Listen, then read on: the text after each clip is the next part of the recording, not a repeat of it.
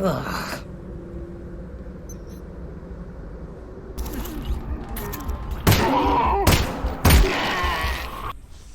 Oh, that really worked, didn't it? Huh.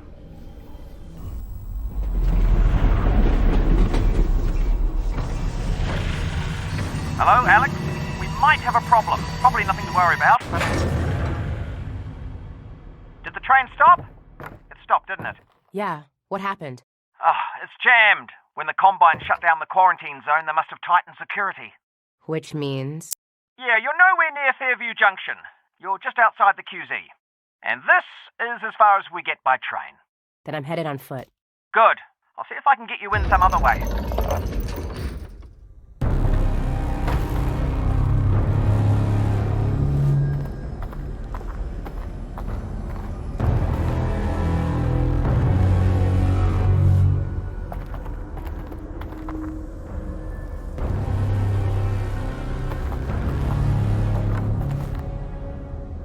I got a dead zombie here. I thought the Combine sealed up the QZ. This one must have squirted out. I've heard they've had trouble with barnacle spores outside the containment area, but not about fellas like this. Probably not a one-off then. I doubt it.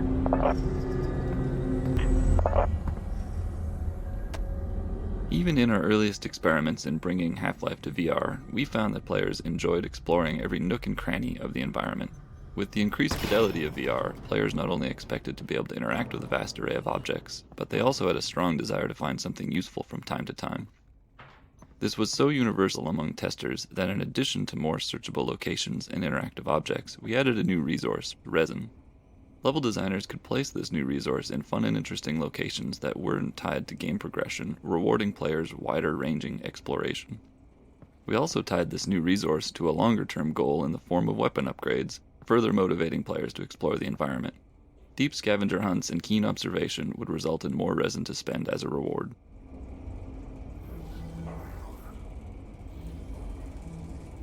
The lack of branching meant that the player wasn't required to make any choices, nor was there any possibility of negative consequences. To address these issues, we added the rotating junction elements, which allowed for branching paths and became the player's primary means of interacting with toner puzzles. While the toner puzzles ramp up in complexity throughout the game, this first toner puzzle is designed to use a minimal number of elements to introduce players to the key ideas that power flows through wires, power can be rerouted by rotating junctions, and power has an effect on the physical world, such as turning on lights and opening gates. The sparking electrical outlet that branches down toward the floor is not strictly necessary for this simple puzzle, but it was added here to expose players to its behavior, since it was causing confusion in later puzzles when players were seeing it for the first time in more complex configurations. From our earliest experiments in VR, we realized how critical high-quality, high-density lighting was to conveying a sense of realism. In game development, any technology choice involves trade-offs between quality, runtime performance, and development time. For Half Life Alyx, we chose a high-quality, high-performance light mapping solution which required a significant amount of offline preprocessing. We performed the light map preprocessing using a render farm, which could take several hours for a single map at the highest quality, and we put a lot of effort into mitigating the cost of that high iteration time for designers on the team. Specifically, we implemented a real-time approximation to the final lighting result, which allowed designers to light scenes in real time with confidence that the high-performance light maps would match their intent. Most lights in Half Life Alyx are baked into a single term that describes distance falloff and shadowing, allowing us to change the brightness and color of lights in real time at no cost. This encoding also allows us to apply shadows from dynamic props and characters without having to render any static geometry into shadow maps. Our light maps store directional information using the popular ambient highlight direction encoding, an improvement over Valve's own radiosity normal mapping technique pioneered in Half-Life 2. This new light map encoding ensures that the bumpy surfaces can appear bumpy even when not under direct light. This blinking light source provides a good illustration of this technique, as you can perceive the surface detail even during times the light source is off.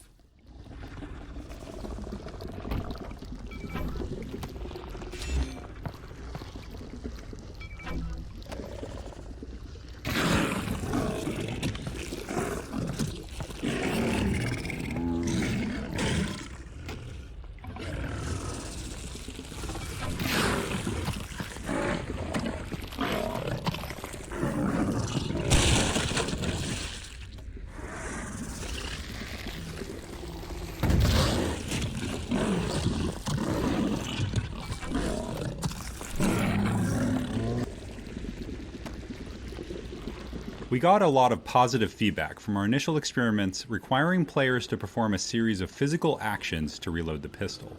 Specifically, ejecting the clip, retrieving a new clip from their backpack, inserting the clip into the gun, and chambering around.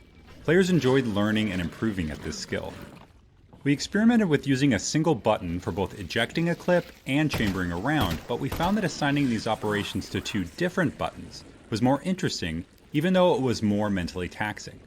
In fact, it was more interesting precisely because it was more mentally taxing, as players would frequently mix up the buttons under pressure. In the early stages of the game, players would be fumbling for clips, ejecting the clips when they meant to be chambering around, and generally making a mess. Playtest. This looked like things had gone horribly wrong, but players themselves consistently cited this as a high point of their playthroughs. Because of the physical nature of the reload, and the skill required, players blamed themselves and not the game for the mistakes made as they were learning the reloading sequence.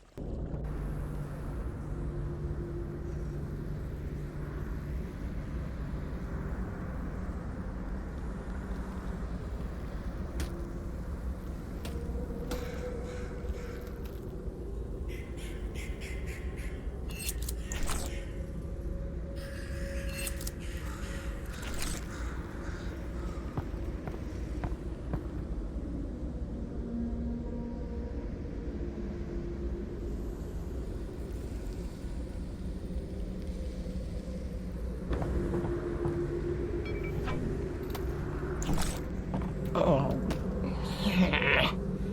Ugh.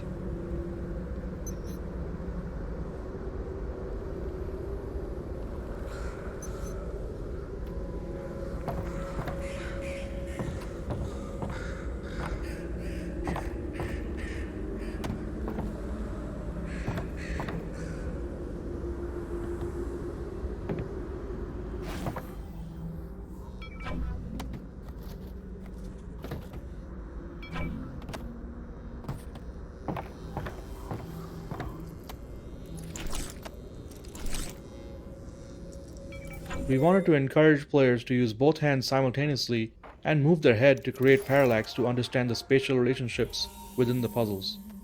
This locker hacking puzzle is based upon one of our earliest prototypes, in which the player was tasked with using a tool in one hand to paint a path on a sphere held by the other hand. You know, Russell, There was just something now that fun I'm and walking unique about into using the all of the quarantine natural degrees zone, of it just freedom hit me. of both hands to I solve a don't know puzzle in anything about VR. the quarantine zone. In its simplest Well, form, actually, the word this quarantine puzzle comes solution from is the Italian straightforward, quaranta but the giorni, difficulty which gradually means 40 increases days, throughout the course of the period that game all ships were by required to be introducing static isolated or before moving crew could go obstacles ashore of during the various Black shapes and Death. sizes on the sphere. All right.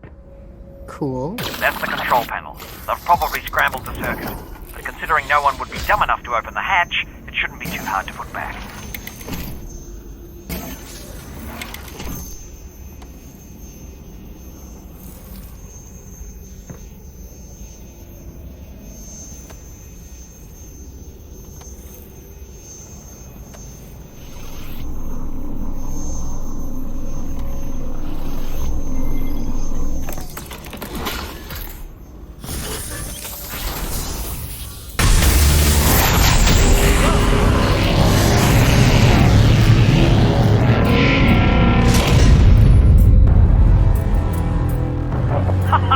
There we. Still there, Alex? Mm-hmm.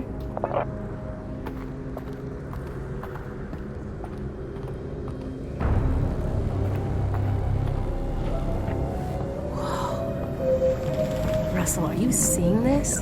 Whoa. All right. Here we go.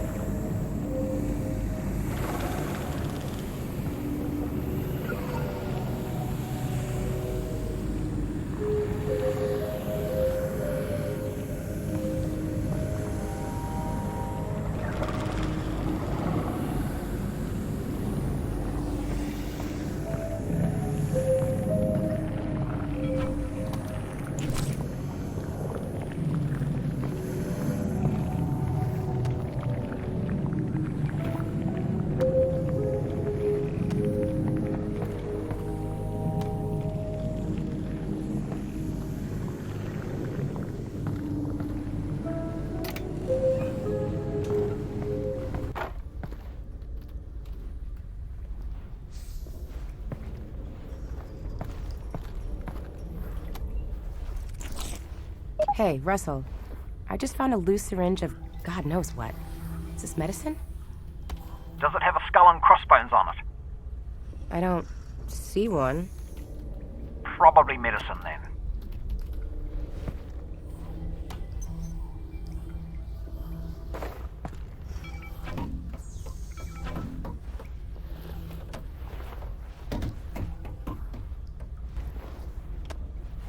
In our early prototypes, players could heal themselves by grabbing a Half Life 2 health pack and pressing down on a controller button, which obviously wasn't a very interesting VR interaction. During the development of Half Life Alyx, the Counter-Strike team added health injectors into CSGO as part of the new Danger Zone game mode they were developing. When we saw this, we felt that an injector would work well as an intuitive healing item in VR as well. Players would press a button to arm the injector as a way of indicating their intent to use it. This prevented unintentional use of the injector and gave us an opportunity to showcase how physical the interaction was going to be via haptics, animation, and sound. Some testers even initially responded with dread over the fact they were going to have to use a needle on themselves and looked away when performing the injection action. We also had to create approximations of the player's arms and body, as playtesters all had their own preferences for where they wanted to apply the injection. We even added the ability to inject into the head since so many players tried to do it just to see if it would work. Oh boy. Yeah, that's the way we gotta go. No shortcut? Yeah, that is the shortcut.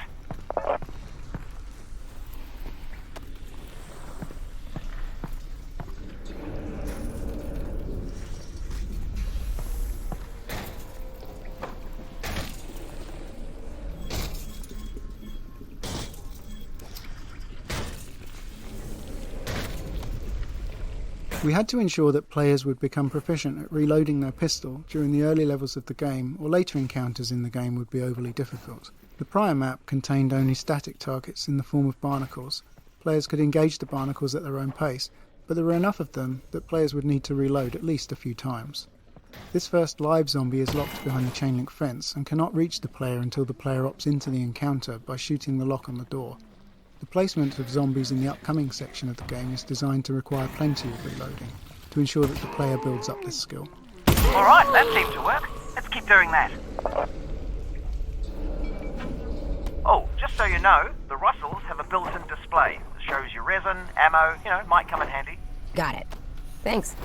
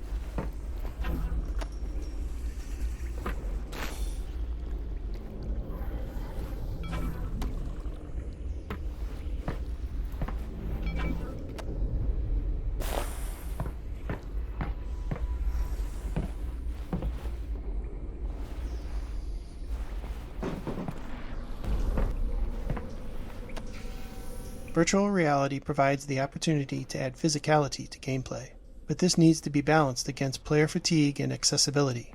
For example, we experimented with a low ceiling in this area, requiring players to crouch the whole time that they made their way across the tops of these train cars. Playtesters did not enjoy having to crouch for so long, so we raised the ceiling.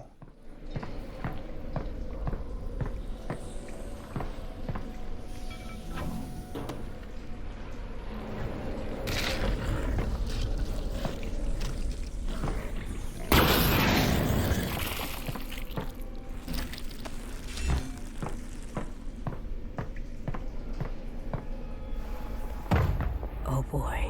Yeah, be careful.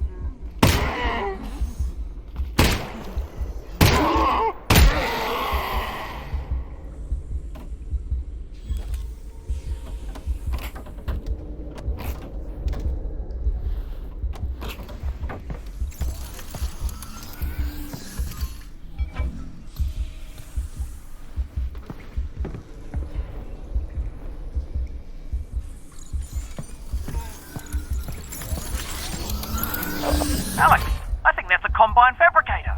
Put something in it. I want to see how this thing works. Got it. Will it work on the Russells? No, but it should fix up that pistol nicely. Good thing, too, I gave you one of my lesser guns. Thanks, Russell. Well, you know, in case it doesn't make it back. Tell you what, Russell. If I die, I owe you a gun. You owe me a gun anyway. That wasn't a gift. That's my gun.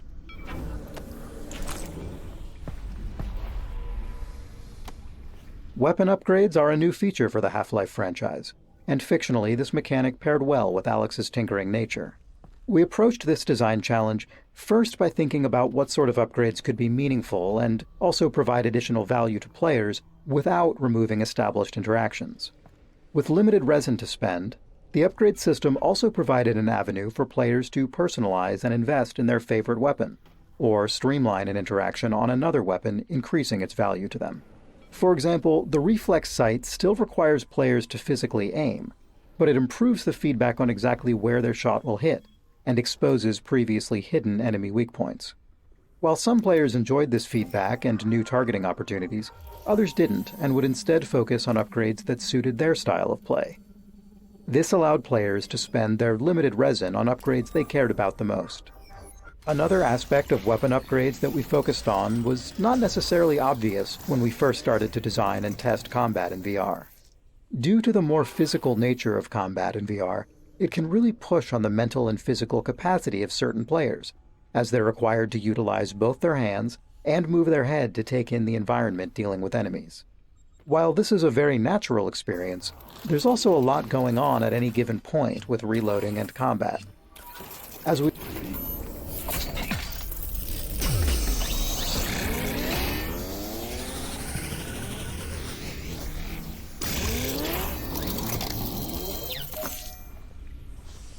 Oh, that really worked, didn't it?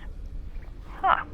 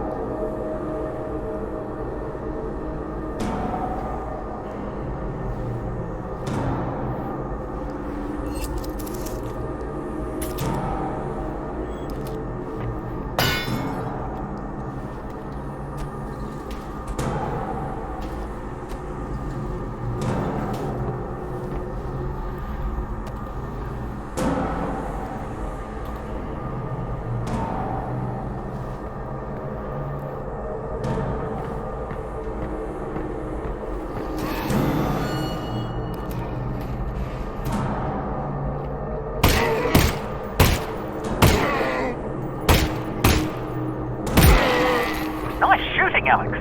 Thanks. You know, for all your talk about what a lesser gun this is,